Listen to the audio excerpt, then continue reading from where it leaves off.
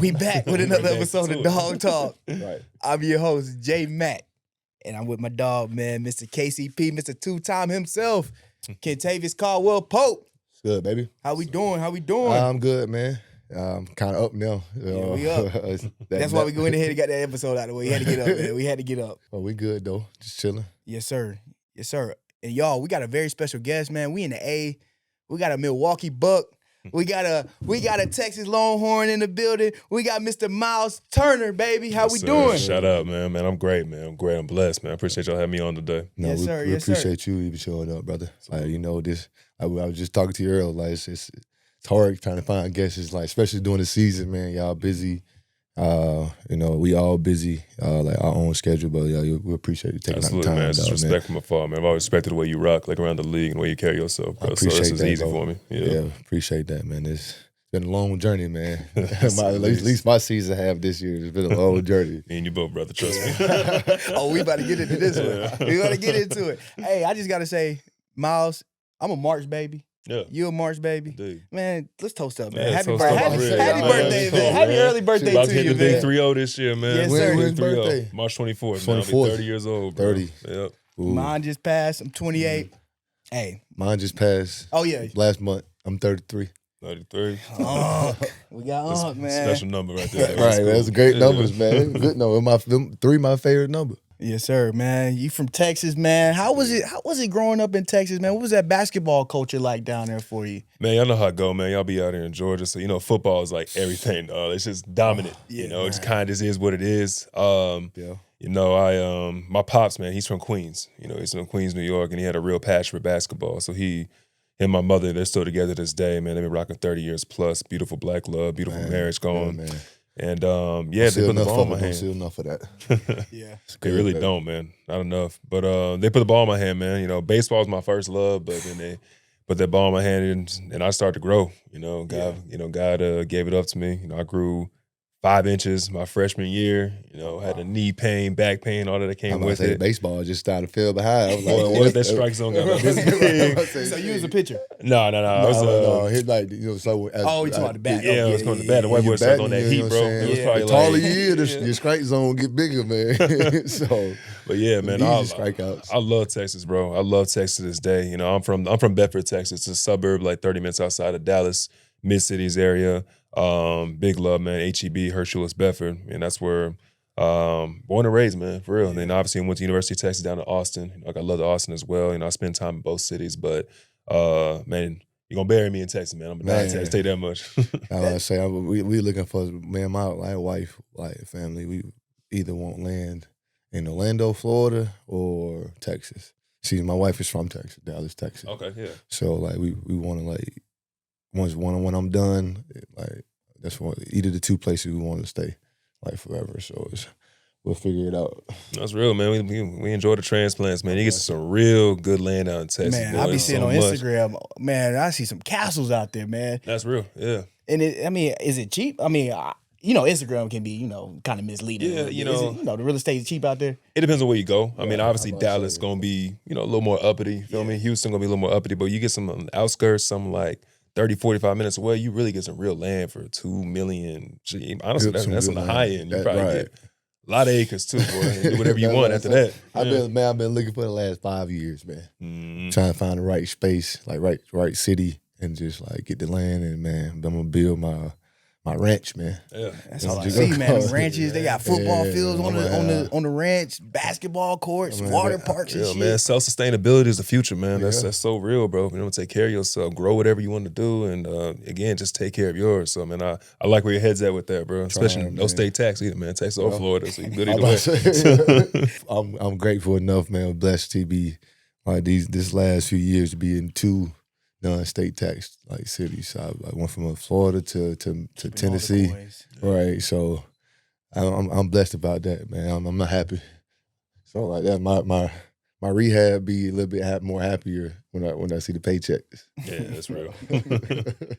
Man, you were talking about your parents, man. So which one of your parents were like they were like on you, like harder on you when it came to like basketball? Like bro. which one of them? You would think it'd be my pops, right? Yeah. Yeah, nah, for sure. My mom's, bro. She a pit bull, boy. We all know we on Dawg Talk, but man, she a pit bull, man, and she established a mentality in me from a very young age, you know. So my dynamic was interesting because my pops and they both worked their ass off, man. My pops worked for the airport, DFW Airport, and my mom she had to work for the hotel Sheraton Grand, but she was a manager of housekeeping. So all them housekeepers you see come through, you know, take care of your rooms and whatnot. She was in the managerial like side of that and whatnot, and she was really good at what she did. But with that, she's in, you know, obviously she's a black woman in a white male dominated industry and whatnot, right? So she had to establish a mentality very early. And my pops, he worked the night shift. So like I would spend a lot more time, you know, with my moms. And then I grew up in a house, all women, bro. I got 3 sisters. I got 1 blood sister and 2 cousins. You know, my mom the youngest of 10 kids. So, you know, I had my 3 sisters with me growing up with me. And then just a very strong foundation, you know, of women who just like instilled just a great work ethic in me, you know what I'm saying? But when it comes to like the mentality and everything, my mom for sure, bro, because she just competitive as they come, bro, in anything that she do. Yeah. But again, she had to like harbor that mentality out of like a survivalist, you know, mentality and whatnot. Yeah. So, you know, I definitely get a lot of my mentality from my mother. How was she in the stands? You say she a pit bull. How was she in the stands? I know she, because we got our granddad. Our granddad is loud as hell in the stands. He's like that. Yeah, my granddad is like that for sure. How was she like in the stands? Man, so like her mother's a Native American, so she has like this little Indian chant she be doing like woo woo woo woo woo. So I always like know where's she at. Right. I'm about to say, you hear that, you like that's I should be getting into it, boy, because like what I say is that like, you know, my pops he's a basketball purist. Like he loves the game, loves analyzing everything. My mom, she just loved competition. She be rowdy. So it got to the point where they had to sit on opposite sides of the stands during the games. Because he got a focus. He's like, man, I'm trying to analyze the moves. It's like what he doing. You screaming in my ear. I'm like, exactly, bro. I was like, just keep that healthy relationship, man. Yeah, they had to do what they had to do. Great balance, man. Great balance. Nah, very competitive, man. And you know, she I ain't gonna put you out on blast too much, mom. But you know what I mean? She ain't got no real fights, but you know, she got kicked out every now and then. And Damn. You know, it is funny though, because my grandmother, my father's mother, she a rider too, because they got kicked out together a couple times. Oh man. You know, I don't think I ever had a parent being kicked out of my games. Shit, our granddad should have been kicked out sometime. My mom was rowdy, but like she was rowdy, like just she was trying to get all the other fans like riled up. You know what I'm saying? Just keeping the crowd riled. Like my mom was that type person, but like you could hear her up there though. But mostly you would hear my like our granddaddy, man. It's fucking weird. It's just passion, man. But I learned to appreciate it once I was removed from that environment, high school and all that type of stuff, man. Just because like, I don't know, like it's unfortunate, especially in our community. Like a lot of guys come from, you know, that single parent, like, you know, household or whatnot. And then,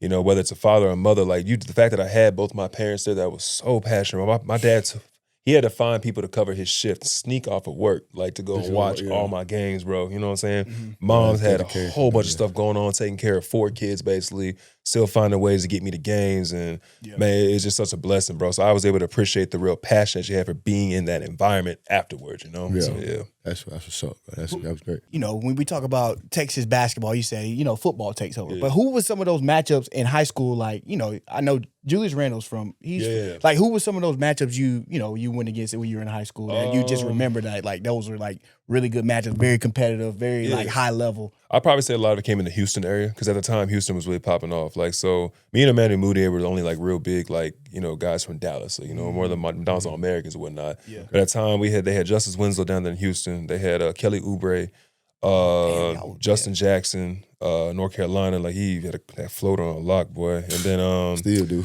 Yeah, man, I'm telling you. And those are the 5 McDonald's All-Americans right there. It was us 5. So like anytime we had like them matchups, it was always like, you know, a big deal. Yeah. Again, like I went to a football school, bro. Like Euless Trinity High School, they had won the state championship at the highest level, 6A. Like every odd year. It was like 2007, 2009, 2011 or something like that. So like we was known for football. Yeah. Bro, like before I got there, the last time my school went to the playoffs for basketball was the year I was born, 1996. Yeah, damn. So I ain't go to the playoffs until like I started going there, bro. Damn. So like it was really a football school. Yeah, it was crazy. Yo, you had the type of school that had like the big ass arena. I mean, not the arena, the big ass football stadiums. Like, yeah. So typical Texas. Yeah, Pennington Field. I say Texas football, man. It's like that. Religion, boy. If you ain't playing football, man, you playing something else. You know, at least Buford- football, baseball. You know, Buford up the road, they dropped 64 mil on their stadium. That's like that's nothing compared to Texas, or that's I'm gonna say no. That's still a lot of bread. That's still a lot of money, but like they gonna get the stadium they looking for with that type of money. But like, okay, so just for sake of argument though, like who got the better athletes? You know, Georgia or Texas? What football, basketball? What we talking about? It don't matter. All around, It don't matter. just athletes. It don't matter. I like this. It's tough. We're both football cities. Yeah. You know what I'm saying? Both football states. This is a non-biased answer. Okay. I'm gonna say it's Georgia, bro. I'm sorry. Okay, it's Georgia. It's just Georgia. And you're supposed to say that. Yeah, I don't know enough football. You know, I know enough Texas players. You know, as far as football, up there. So I can't. I won't answer that question. I just feel like we got more like major cities and whatnot, so it's a lot more athletes going down the pipeline. You know what I mean? So like, I mean that's just my opinion. But obviously you got Texas, El Paso, Houston. Dallas, Austin, I mean, Longview, like it's just a whole bunch of different. I would say this about Georgia though. It's like our talent, we got Atlanta, right? Yeah. But our talent in terms of football is in South Georgia. Okay. South Georgia, the Valdosta. I've heard that. It's the Valdosta, it's the Peach counties, the Crisp counties. It's them real Georgia boys. Like the University of Georgia, that's where they recruit at right there. That's that pipeline. That makes sense. South Georgia for sure. Yeah, South Georgia, man. There's some cornbread, collard green motherfuckers down there, man. Come on. Sure. You, of course, man, you went to the University of Texas, man. What made you make that decision? Like, I want to stay home. I want to stay in this state. And you had the Dukes, the Kentuckys, and all that. Yeah. Like, what made you want to stay and play for Rick Barnes? It was a multitude of things. So I was I think it was me and Devontae Graham. We were the last two people to commit in our class. Like, I waited to the very last moment. And it's funny enough, bro, like, this is the dude I am, always have been. Like, I delayed my entire, like, recruitment because I was trying to get my boys recruited, bro, right? Like I said, we had college coaches all over the place coming, like, to, watch our practices and whatnot. So if I had Coach Calipari at Kentucky, but say he knew someone at Kennesaw State or something like that, make a lower Division II or D1 who could pick up one of my teammates, I was like, all right, cool, let's give him an opportunity. So, damn, man, I never thought about that. See, and I was just trying to put my people's on, bro. At the end of the day, respect, man. I respect that. That's love right there. That's straight love. So I was trying to get them on, and then I took all 5 of my official visits because I wanted to have that experience as well. Like, obviously they take care of you, they put you in the right spot, and man, like, it's crazy. I was gonna go to Kansas, bro, and then we took that visit.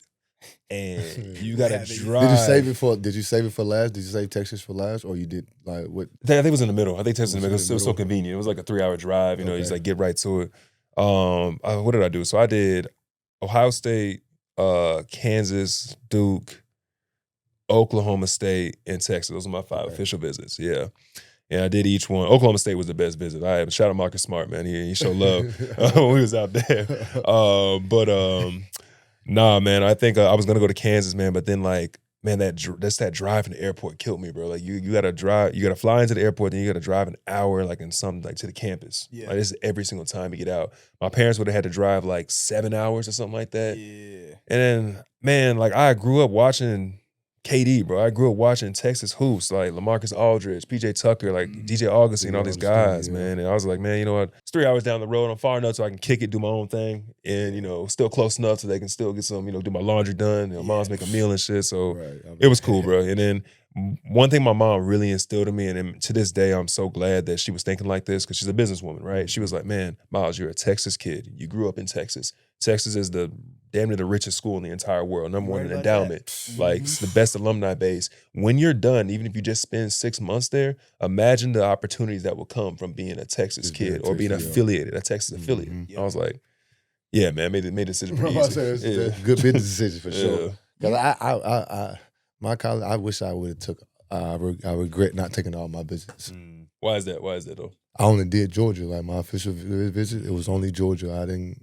And I could have did Alabama, Kentucky, Auburn, Tennessee. I had Florida State. I had like a few that they wanted me to do the visit, but like great was I kind of like verbally committed my 11th grade year, and then like it was like a no-brainer for me. Like, I wanted to stay home, close to home, anyways. Yeah, Georgia Tech was out of the question. Wasn't going there too much in the city of Atlanta, and I'm like, this is my first time ever leaving, like, you know what I'm saying, the city of Greenville, like, really staying on my own. So and then it was like a 2 hour drive for my family to get like back and forth, and me to get back home. So like, I mean, it was like I said, like an easy decision, man, business decision.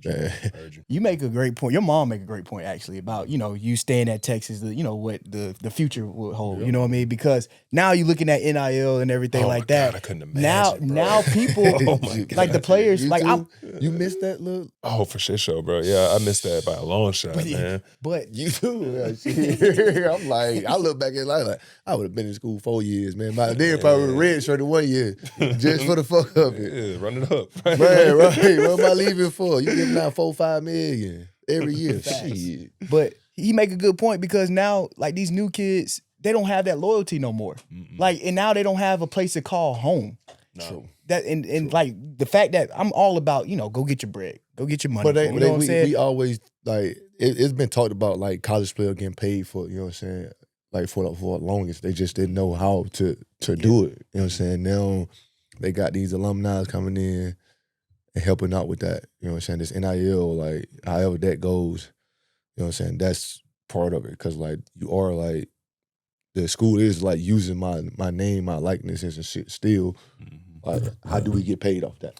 You know? But yeah, they found a way. I'm just going further because like what he was saying is just like now like he has, something instilled. Now he can always go back to Texas and be like, they're looking at him like, oh, like he should have a statue pretty much. Like, you know what I'm saying? Just like he's a legend here. He whatever he wants, he can have. Like now a lot of players nowadays, they can't have. I guess that. You see what I'm saying? Portal, like, they moving from school. Yeah, they're going from school to school. And they have no place to call home. They don't have a place to go back to. Man, it just you looked as a traitor, like, you know what I mean? I think they should get one chance at the transfer portal. That's it. That's it. You know what I'm saying? That's your one chance. Like if you feel like you can go get more money here or you do got a better opportunity, cool. But you can't enter no more. That's your school. You locked down.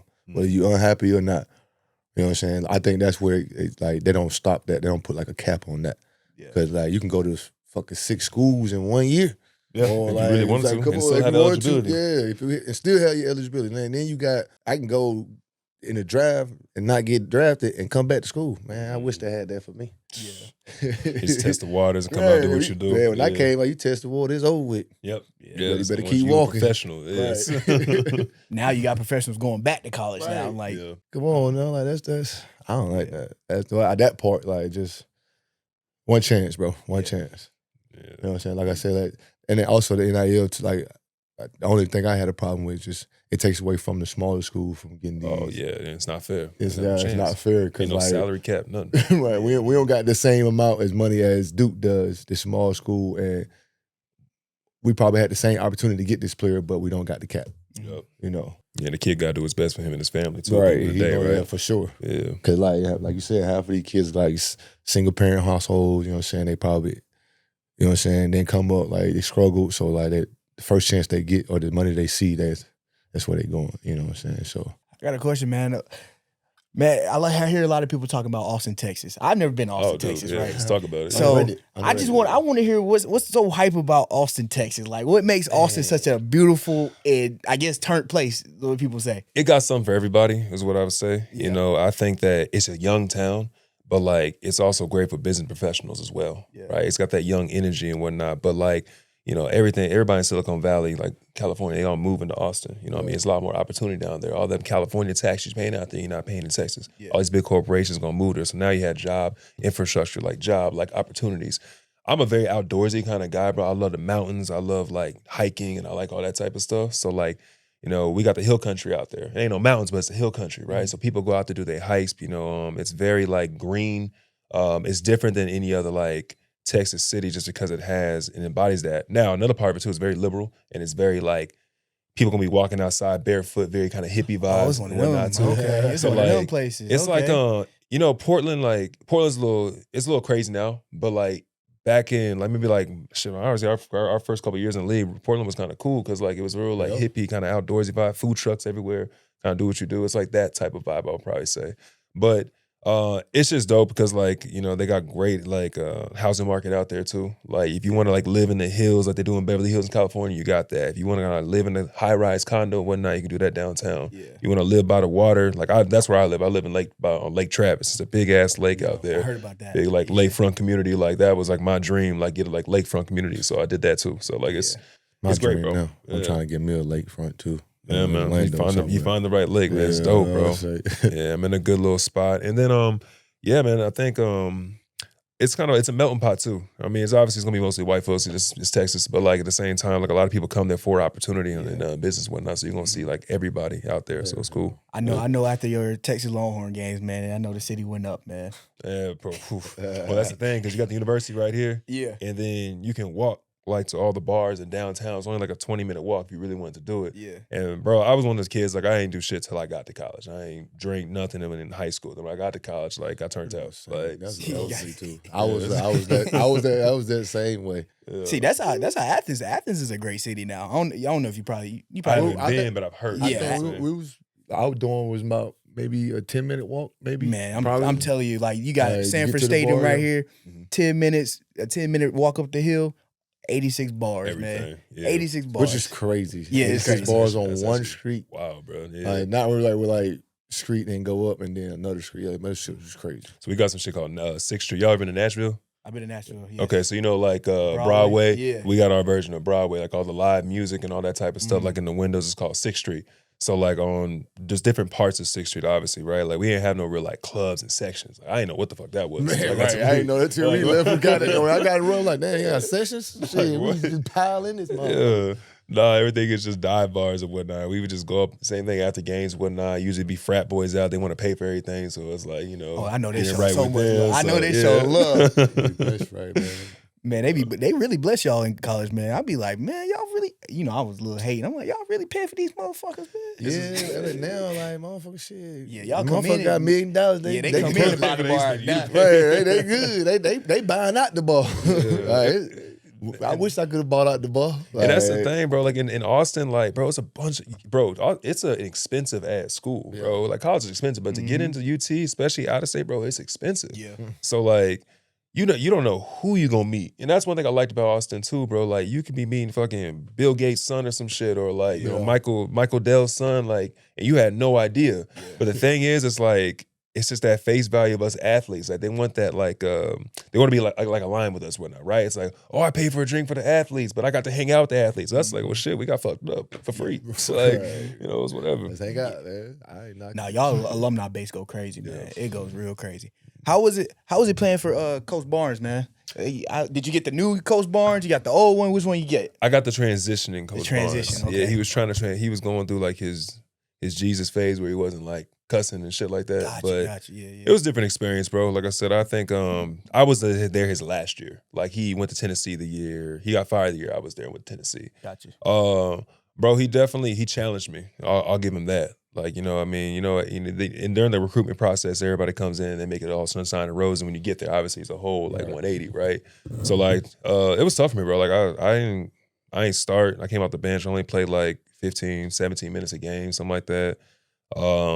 And he basically he kept his word in his recruitment. He says, I'm not going to just hand you. You got to earn everything. And I was coming back to a team that they was a good Texas team, bro. They had went to like it was the second round of like the tournament, but they returned everybody. They had all seniors. We had 5, 6, 11s, bro. Like we had a big ass team, bro. So just even trying to crack the lineup at that was like, you know, tough. Like I'm the number 2 recruit in the nation. I'm a Don's All-American. I'm feeling myself, whatnot. And I get there and you get humbled. You know what I mean? You get to your first couple weeks. 5, 6, 11s is crazy, though. Yeah, bro. And college is a different game, you know. You should look at that. Hold up. Exactly. You ain't getting the same shit off. He was getting off against these little 6-foot white boys like at Trinity. Like, you know, it was just different. But yeah, bro, like he had his ways. You know, he obviously, you know, went to Tennessee afterwards. I went my ways, but I honestly haven't really talked to him. You know, it's been years. So yeah. Mm-hmm. The fact that you said you were only playing 15 or 17 minutes a game, like what made you say, all right, of course you're number 2 player in the country in high school, but what made you say, oh, all right, I'm just gonna enter the draft then? Crazy thing is I wanted to stay, bro. And to our point earlier, I was having so much fun. Like outside of basketball, I was just having fun in college and just being a kid. Cause like you know, KCP, he can tell you, bro, like when you training to be an athlete, bro, or a collegiate athlete at that, bro, you give everything to the game, bro. You missing all the extracurriculars in high school. Like you're not doing all that extra shit. So the fact that I got to just be a kid, bro, like it was so liberating. I was like, man, I'm gonna live forever. This is fucking awesome. Da, da, da, da. Like young, wild, and free. Yeah. I was just talking to one of my friends about I don't regret my decision as far as like entering the draft, but I think I would have took another year, like, and then just came out my junior year. I wanted to come back.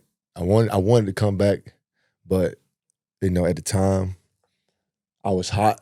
You know what I'm saying? I just coming off winning fucking SEC Player of the Year. You know what I'm saying? You gotta leave after you get that honor, dog. You gotta leave after that SEC Player of the Year just means something. Yeah, it's tough, bro. Yeah, but I was like, man, like he's saying, I was like just piggyback on what he was saying. I was like, man, I was just it was like my freshman year.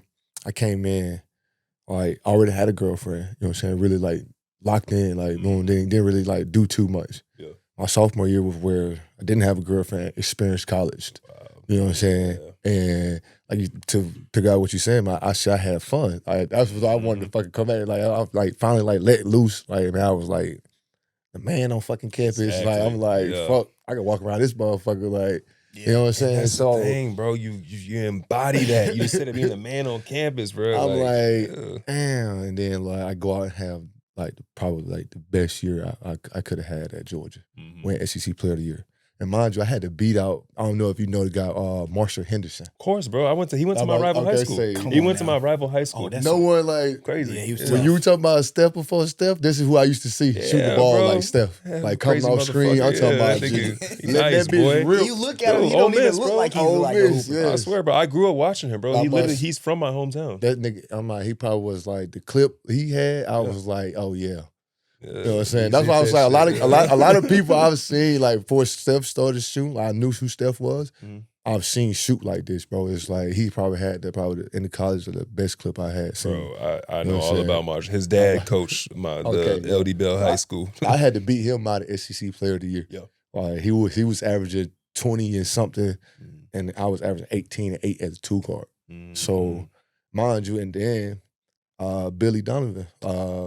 So he tell me to this day, like he was the last coach to vote for me to win SEC Player of the Year. He was at Florida, huh? He was at Florida at the time. You know what I'm saying? And like I thank him to this day, like about that shit. Like that's how we close. You know what I'm saying? Like just because of that, you know what I'm saying. Then we built a relationship over time.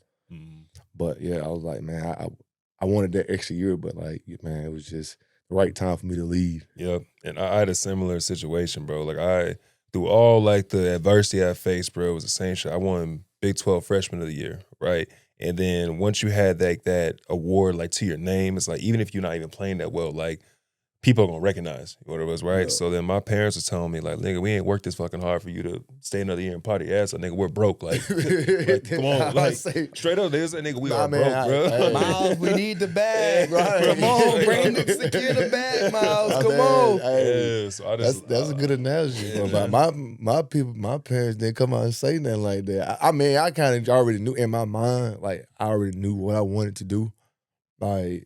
But like I said, that my sophomore year, I got to like just experience college. That's what made the decision so hard.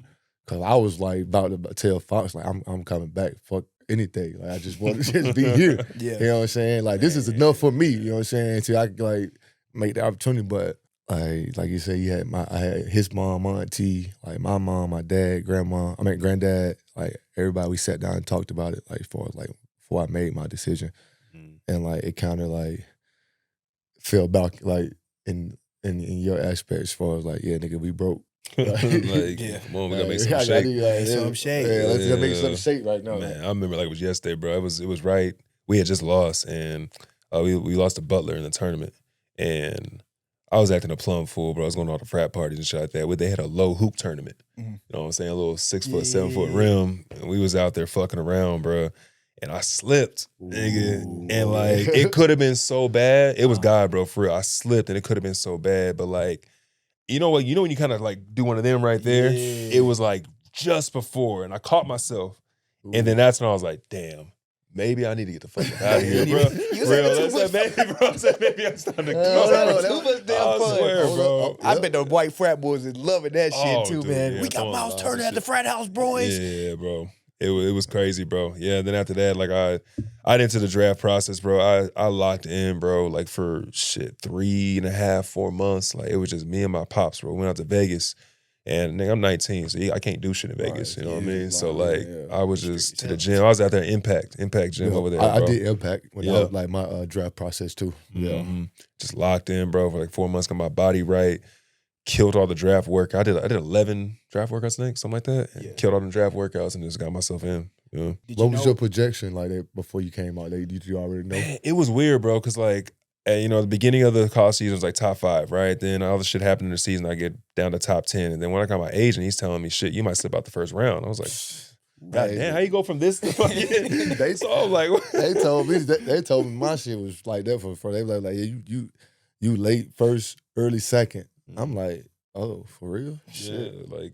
All right. Let me It's go. tough, bro. Like I said, I had to lock in just like you did. Did you think Indy was gonna take you after all your workouts and everything? Yeah, well, I had a really good workout in Indy. I had a really good workout. And like to this day, bro, he be giving me shit for it. TJ McConnell, he was there at my workout. Yeah, he was at my workout, bro. Dog, yeah, I fuck with TJ heavy. Yeah. Man. He know that.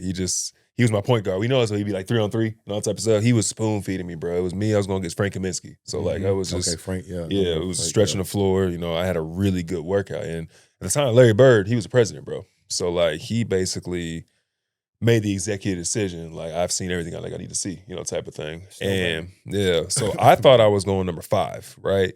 I thought I was going number 5. Who was 5 at the? So I can tell you everybody got drafted ahead of me, but 5 was Mario Hezonja. He was he got drafted 5 to Orlando. He was in the league for a minute. I think he had like some of his better years in New York. And then after that, I thought I was supposed to go 10 to Miami, and they ended up getting Justice Winslow. And then after that, my agent kind of started sweating because he was like, I don't know what's going to happen. He basically just kept it real. I was like, I don't know what's going to happen. Like, you might slip, just stay prepared. And then my dream was to go top 10, right? I wanted to be like a top 10 draft pick, yada, yada. And then I got the call at number 11 to go to Indiana. So, I mean, I obviously wasn't complaining. I'm still a lottery pick, but everything happened how it was supposed to. They were transitioning Roy Hibbert out. He had left that year, and I was able to kind of come in right away and make like an impact. And man, the rookie year was crazy, bro, because that's talk about it. Like, I know all about the fingers, bro. I messed up my thumb. I broke my thumb, literally. I was out for 30 games, bro. And the day I was going to, I was supposed to go play in Fort Wayne. I had my bags packed. I was on my way. Team was going to the West Coast. The day I was going, bro, Jordan Hill, Arizona, he broke his finger. Jan Mahimni, his back went out. And Lavoy Allen, his knee flared up. Damn. So they basically was like, we ain't got no choice but to take young bulls. So I was like, all right, come on. So they said, we need you. I was like, all right, shit, fuck it. Whatever happens, happens. I had no idea. I didn't even think I was going to play. I thought they would just like take me for insurance policy. I ended up like coming off the bench. That was like one of the best games of my career at that time, bro. I had like 25 points, like first game I ever played. Yeah. Then played the Warriors the next game, had like 30 against them. Came back, played the Marcus Cousins, had like 20s. From that stretch on, just played. I was just ready, bro. With that, your first year, did y'all make the playoffs that year? Yeah, we took Toronto to 7 games. Yeah, that was a year that it was DeRozan Rosen, Kyle Lowry, Patterson, all them guys. And then it was me, PG, Monte Ellis. Did they make it to the Toronto make it to the They made it to Eastern Conference against not that year. It was second round. Cleveland, they tapped that ass every year, bro. No, that was that the Hawks year that made it Eastern Conference Finals? That might have been that. Might have been Hawks. Gotcha. Yeah. I was about to say I was in Cleveland when Bron one year game winner Toronto off the backboard. I know exactly what you're talking about. I was sitting courtside looking at that. I was like, so that wasn't Eastern Conference Finals that year. No.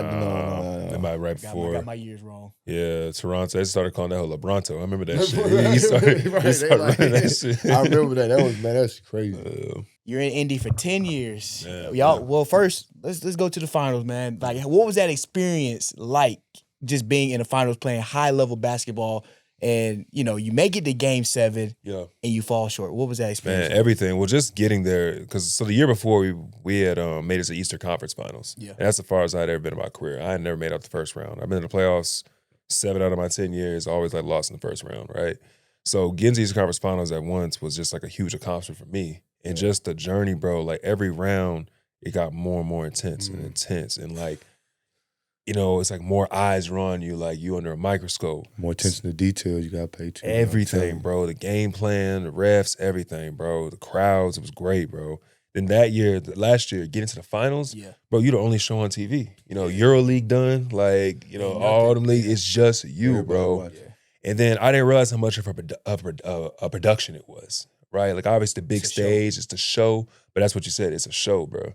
So, man, it was the most stressful experience of my life and one of those beautiful experiences of my life at the same time, bro. My fucking hair was falling out, nigga. I wasn't sleeping, like, it's only a couple of days, like a day between games. You ready to get back to it. You lose. Now it's on your mind the whole time. You win. You up. Like don't let you have a bad game either. No, listen to me. Like just off my experience, like I can just agree with that. But like that pressure, it's just a lot of pressure. Yeah. Like, and if you don't have like your self-control or like, you know what I'm saying, that way to like keep yourself calm, and then especially if you like you the superstar of the team and then you one of the leaders, you gotta try to keep everybody else calm. Oh my God, bro, my mental was all over the place, bro. Because like I had a good like game one, and then like the next couple of games, I couldn't hit a fucking shot, bro. Like you doing everything right, but like you can shoot 40 all year, bro, from three or whatnot. But then in the moments you just start missing, it's like every miss sound louder and louder. You feel every single miss, you feel bro. that pressure. Yeah, it's real, bro. I had a series like that Minnesota series. With the Nuggets 2024. Oh yeah. Yeah. That shit, I didn't show up till game 4. So I know how that happens, bro. Is. And it's just like the fans forget about what you did all year. I don't give a fuck. All year. They don't give a shit. If you miss in those moments right there, that's all they're gonna talk about. They're gonna forget about it. Yeah. And again, like I appreciate it though. I appreciate like that aspect of it because like obviously, it's the moment, right? You gonna show up or you're not. Yeah. And getting into that game 7, bro, like we knew it was gonna be tough because like we had dropped one at home. And like we had all the momentum on our side. We won game 1 at their place. We had did our job, right? Then we had lost game 2, won game 3. That game 4 fucked us, bro, because like we just did not show up as a unit. They was on a mission, and when we dropped that one at home, we knew it was gonna be tough. But then game 7 happens. Obviously, Hallie goes down. That was a huge like emotional moment for everybody, and we were up at half. I said y'all get that series too, man. Exactly. And then they just turned it up to another level that next half, bro. And man, I will say that like it's one of those things. It's gonna haunt me for the rest of my life. It just kind of is what it is. There's not a day that goes by that I don't think about it. But it's also a very motivating factor because it's like, damn, like the job's not finished. Like I know I'm gonna be back on this stage. Yeah. You know what I'm saying? But now it's just a matter of like getting there and making it happen. So I'm very thankful like to the Most High for that experience, bro. Because not every NBA player can say that they experienced an NBA final, especially a game 7, like in the NBA Finals. So it's unfortunate that, I came up short, but like I'm very thankful for the experience and like, there's nothing like it, bro. That rush that you get when you do hit a big ass shot, do get a big ass dunk and the crowd's behind you, it's nothing like it, That's bro. the experience I'm chasing now. Like I'm lucky to like blessed to be able to get back twice. Mm-hmm. You know what I'm saying? But now it's like I'm trying to just get back to the playoff stage, you know what I'm saying? Like let me saying I had a taste of it in like Orlando, you know what I'm saying, against Boston. But just getting back to that, man, where like it's the competitiveness, like the competition, man. It's just that's what I need, man. I need it. Yeah, like, feel you, bro. Feel you, bro. It's experience like you said, you can't explain. Yeah, like you gotta be able to like when you dare, you're gonna know you dare, but it's gonna be a so real moment, like. I'm like, damn, I gotta take a deep breath. You know what I'm saying? Before I really go out here and like embarrass myself, like I gotta really take this in, and then I say, all right, cool, go play. Once this ball is tipped, thrown up, all that shit set out. It's basketball. You know what I'm saying? You gotta be able to separate it. Yeah. Mental, bro. It's gotta be in the right place. It's so real. Man, I got a question. Like, it's a lot of people out here that you made that transition to you signed with Milwaukee.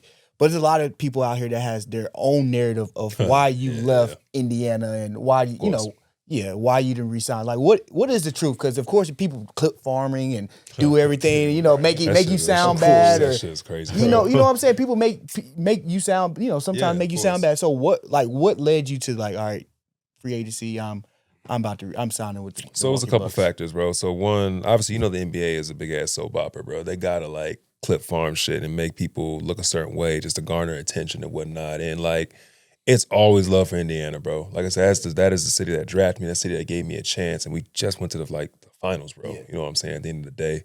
But there was a lot of things that went into it, bro. Like I feel like I had always kind of taken like a discount, like to kind of stay. And then the last like deal I had signed, it was a short-term deal, it was like a 2-year deal. And, you know, my plan was like, you know, to re-up and whatnot. So we go to the Eastern Conference Finals, and this is so rare, bro. Like, this is the year before the finals. We had a team of like 8 or 9 guys in contract years. And typically when that happens, like chemistry's messed up, everybody's worried about what they got to do for themselves. Mm-hmm. That wasn't the case, bro. We had such an amazing group, bro. And we talk about this in locker rooms all the time, bro. You win, everybody gets paid. Like, that's the ultimate goal. And that's ultimately what happened. We won, and like 7 of those guys all got great contracts. Everybody got paid, right? Everybody got what they were supposed to get paid. So I knew my contract year was the next year, right? So in my head, I'm thinking, all right, well, you know what?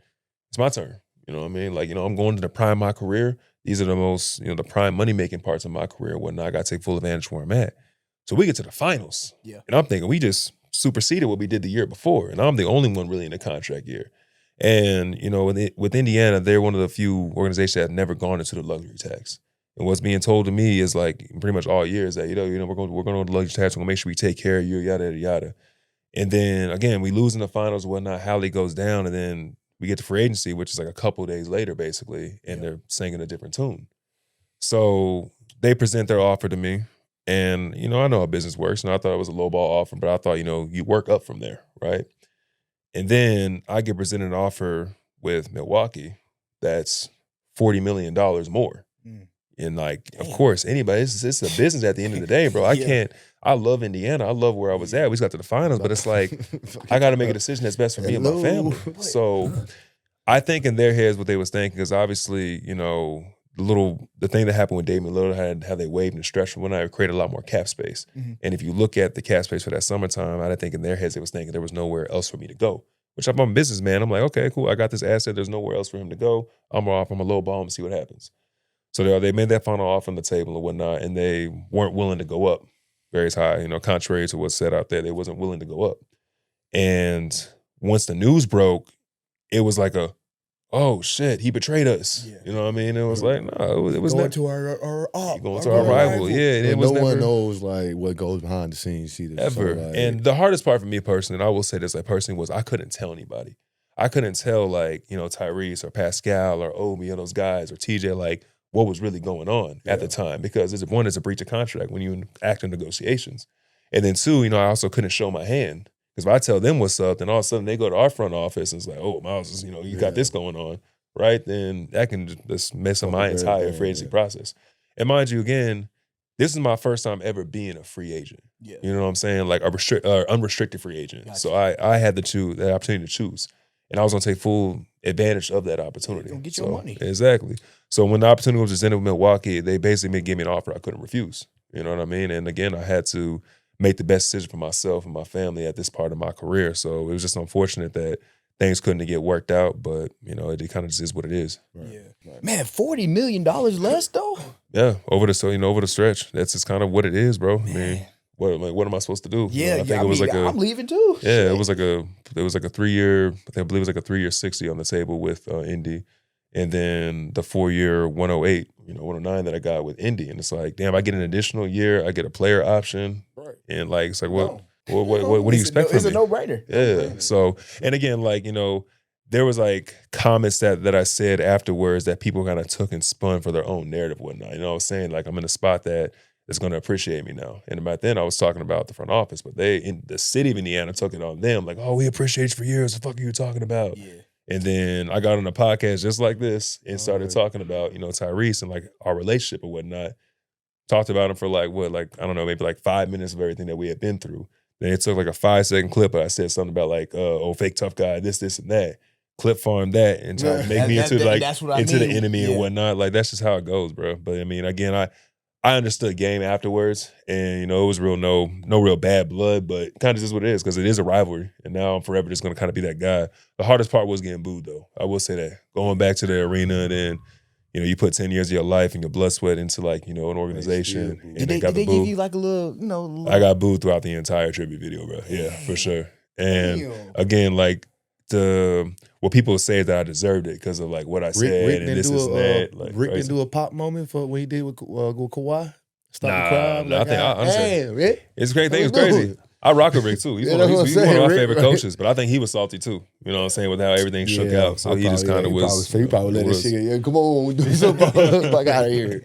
Man. I had a little bit like about my tribute video to when I was in Orlando back to Denver. They were trying to say I wasn't like excited or like I really didn't like was looking like I wanted or something. Mm-hmm. But it wasn't even that. It was so real moment. I was just trying to take it all in. You know, I was locked into the game because I was trying to beat him. I told Coach, I'm coming out here, Coach. Every time I touch the ball, I'm shooting. But to get booed after 10, yeah, that's hard though. That was rough, bro. It was rough. Yeah, you know, I mean, I tried to take it like a champ, but it was tough. Say, yeah. I've had that moment in L.A. Yeah, LA, they treat you bad. I don't get and that. This was before the championship. It was like the stretch I had like a month of like I was playing fucking. I didn't even know basketball. Like I'm getting the ball stuck between the rims, layup. Like I'm airballing layups across the rim. I'm terrible. Like every time I touched the beat, I was getting booed. I was like, oh no. Yeah, it's tough. It broke me down to a point where I told this story early on the podcast. To a point where like one shoot around, we got Sacramento. I woke up out my sleep crying. Just like tears because I know where I gotta go to now. I'm like, I gotta go to work. These That's motherfuckers so real, booing bro. me. I'm already playing terrible. I'm like, man, how I'm supposed to deal with this? So I get to the game, first half, every time I touch the ball, I'm booed. I'm doing the same shit. Air ball, I have a terrible first half. I come out fourth quarter, I think it's like the last stretch of like the game. I scored the last 11 points to win us the game. And it stopped from there. My shit just took off. Like, I just started playing well. Like, I was like, but I get you like with the boos, man. It's like that shit is fuck with your mental, man. I'm like every time I touch the ball, I ain't even want to shoot. Yeah. I'm like, I'm either gonna elbow this motherfucker or it's gonna be bad for me. I'm just gonna make it worse. That's exactly what happened too. That game when I got booed and shit. I remember the first shot I shot was a fucking air ball. Man, and then it just getting louder after that. It's like fuck. Yeah. I don't just fuck myself up for the whole game. Every time I touch this bitch, it's gonna be like a playoff game in this bitch. I'm like, damn. But no, it is what it is, bro. Like I said, I get the game. You know, I understand the industry. You know, I mean, I just, you know, I kind of. You know, they went their direction, I went my direction. You know what I'm saying? And shake hands and move on. Exactly, bro. There's never no bad blood for sure, man. Nah, man, it's what it is. Because bro. like I said, like no one knows about like the conversation you have, you know what I'm saying, with the front office. You know what I'm saying? Like, so no one knows that dynamic and how it went. So they're gonna always take what they see, what they hear, you know what I'm saying, and just spin it. And the powers that be can Yeah. always, is to your point, always spin it and make it look like what they want to look Yeah. like. And you know, if I had to be, you know, the in the crosshairs of that, man, fuck it. Like, you know, it is what it is, bro. I did what I had to do. What were your initial feelings of, oh, I'm about to team up with Giannis, I'm going to Milwaukee? What was that feeling like when you signed? Of course, I was excited, bro. I mean, still am. I mean, I haven't got much of a chance to play with them as much this year. Obviously, I've only played like 20-something games because of his, you know, his calf and everything. But I had played against Giannis for years, bro, and I understand how dominant he was, how hard it is to guard him, bro, and like how smart he is and like how much of a playmaker, facilitator he is. So like, you know, in my head, I'm looking at everything Brook Lopez has got accomplished. I was like, man, it's like a seamless fit. We do the same stuff. So, yeah, bro, like I think that there's still a lot of potential, you know, to what we can actually build together and just the chemistry that we can have just like playing.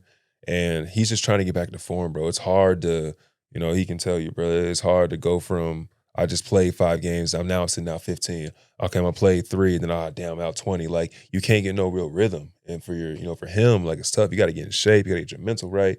You're trying to get everybody around you right. So, you know, when we actually have time to get established with synergy, you know, like I'm excited for what it could be. Yeah.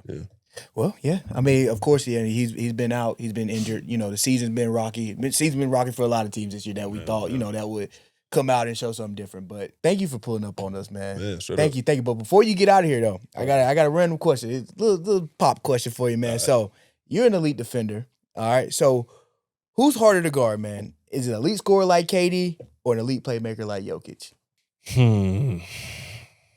I think that it goes both ways, right? So like for someone like myself, like if I had to guard KD laterally, like, you know, movement, that's gonna be tough for me, bro. Yeah. Like, I can contest his shot, but like the way he creates space for himself, even as big as I am, there's only so much I can do, right?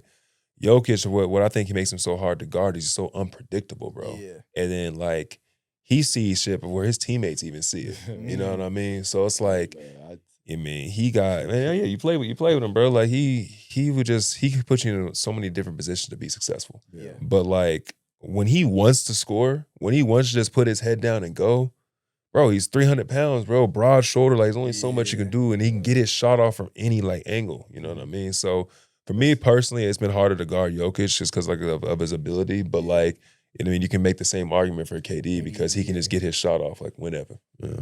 So as I was trying to explain to him early, you can't leave one-on-one matchup with KD. Our argument was, what were we arguing? We were arguing about OKC. OKC versus Rockets. it was OKC versus the Rockets in the playoffs. I was just like, That's why it's over with. I mean, it was saying OKC can go at KD one-on-one.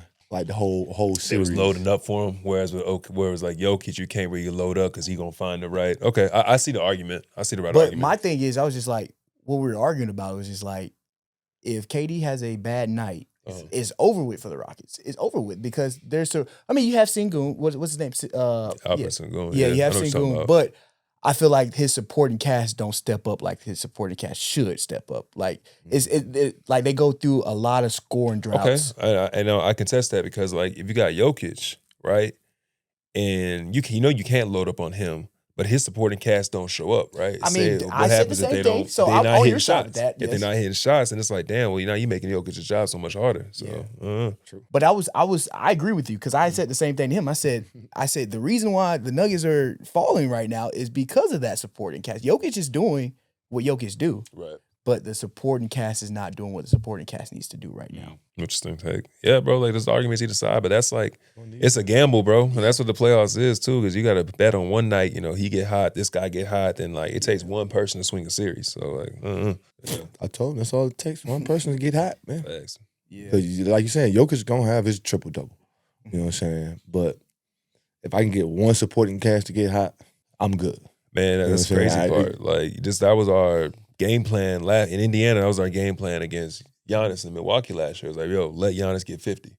Put the pressure on the role players to step up. Mm-hmm. So every game, Giannis is leaving for like 30, 40 points. But, if Gary Trent don't get hot this game, or Taurean Prince don't hit shots or whatnot, like then it's a complete different series. I mean, the games they won, like GT had like 40, like one of them game. He had shot the ball. Yeah. But then there's also a couple games where he had like 7, 8 points and whatnot. live with that. And you have to, because if Giannis is scoring 50 but nobody else is scoring, it's like we did our job. Yeah. That's why Minnesota and Denver had to try to guard Jokic that year.